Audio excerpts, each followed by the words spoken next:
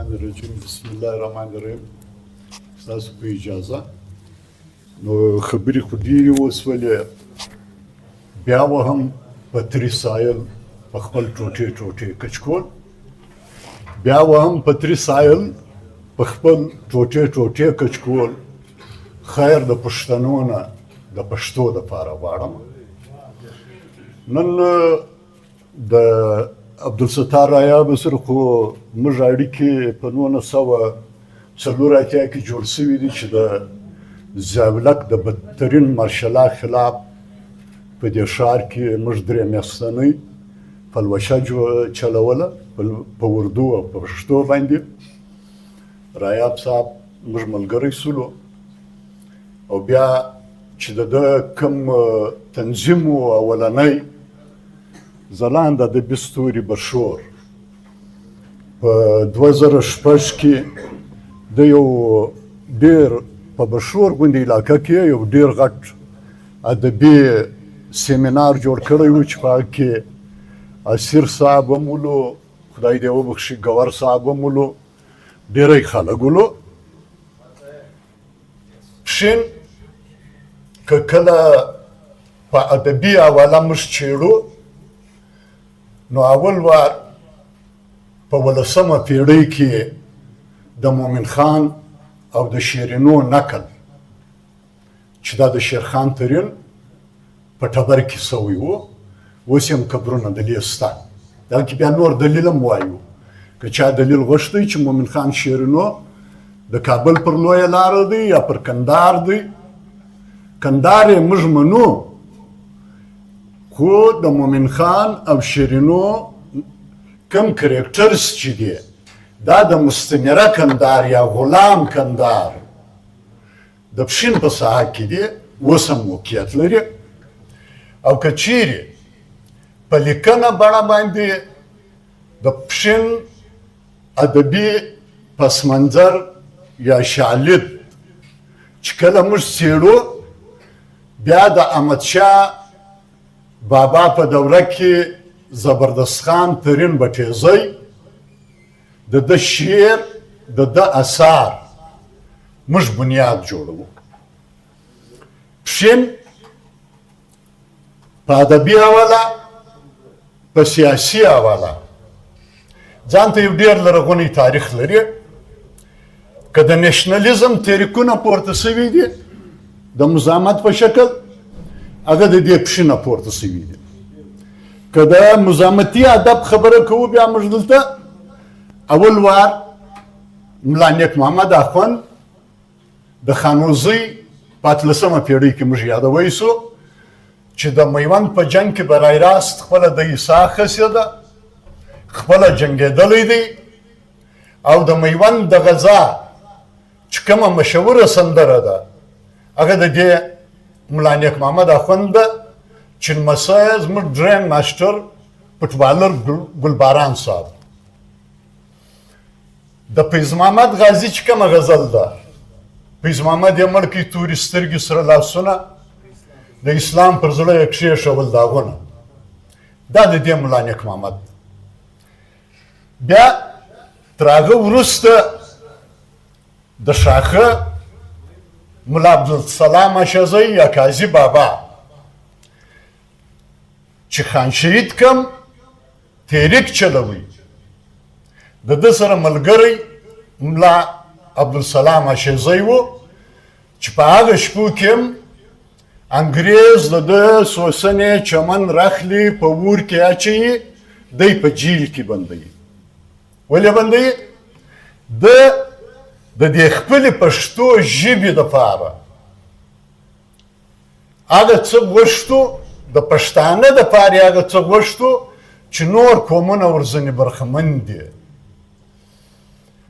یعنې که دوی داسې ازاده ما اشاره ورته وکړه، رایاب هم وویل په بنګلادیش کې چې کوم تحریک راپورته کېږي د مورنۍ ژبو دپاره چې وایي موږ په اکثریت کې یو، اردو په اقلیت کې ده، تاسو را باندې وتپله څلور د پوهنتون ځوانان د ډاکې یونیورسټۍ د وژل کېږي، خو هغه څلورو ځوانانو مزاحمت د هغو غوښتنې بنګالي نن هم د نصاب ژبه کړله، هم یې د ټولنې ژبه کړله، هم یې د تاریخ ژبه کړله.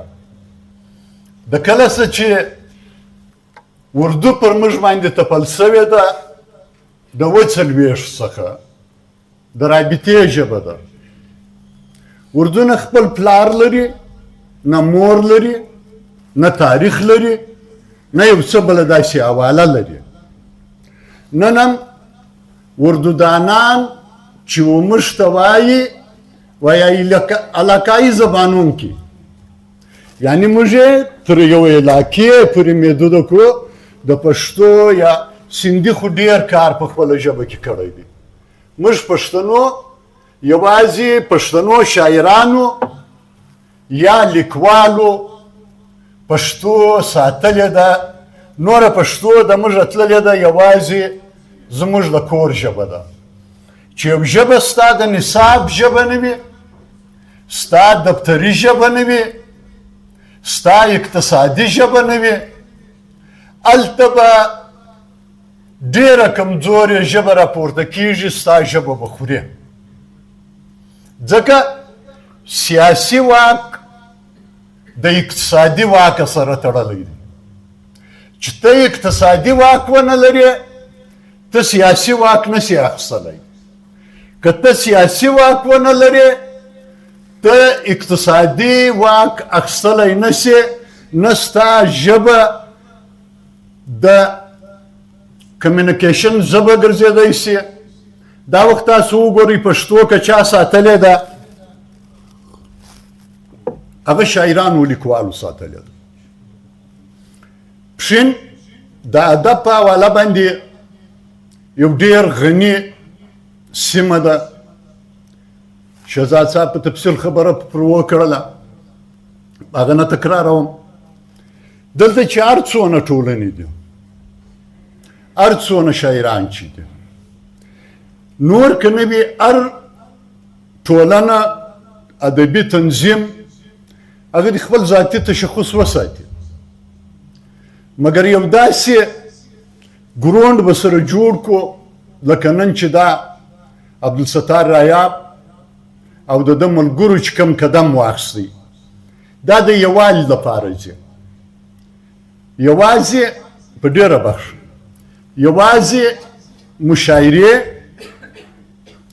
سره غونډېږو، په مشاعرو کې مشاعرې کوو، نورو ځایو ته ځو. دا نن چې څه ناست دي دا ګرد عبدالباري اسیر جوړ کړي دي. دغه عبدالباري اسیر و چې په خپل جیب ده به مشاعرې جوړولې.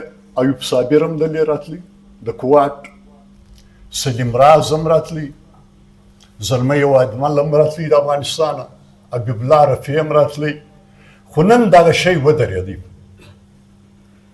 یعنې ډېر ښه ادبي غونډې به یې، هغه به در یوې کوټې پورې محدوده وي، هغه به در ډېر یو کوچني ځایه پورې محدوده وي.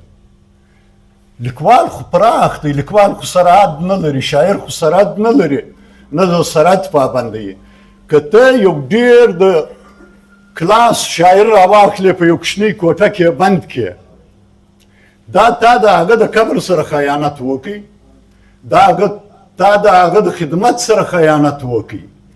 خو موږ لره پکار دی نن چې رایاب د مورنۍ ژبو په پلمه باندې د پښین اکثر ځوان کول شاعران سره رایو ځای کړلو، پر دې باندې وده ته مبارکي وایي د ملګري د زیات ستاینې وړ چې دا خلک یې نن سره رایو ځای کو. او آینده هم دا غواړو کم پور، کم بار، کم بوج چې د پښین لیکوال یږدي موږ هغه ورسره پورته کوو. یعنې په ټوله پښین باندې ته یوه مجله نه لري.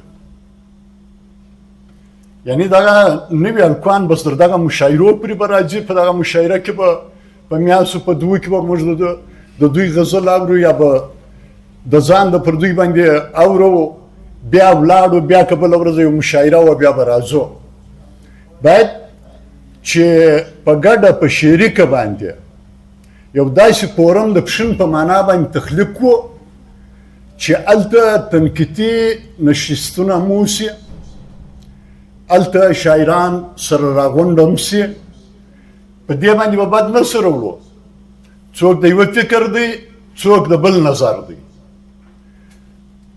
خوند به هم دا وکړي چې اور او اوبه سره یو ځای سي یعنی یوه و بل ته د زغم او د توان کښېږدو او دا د نن دا مشاعره دا به ده او د ده ملګري دا به دوی په خپل جیب کوي نه به سرکار ورسره نه به دربار ورسره او نه سرکار و دربار زما ژبې ته وده راکولی سي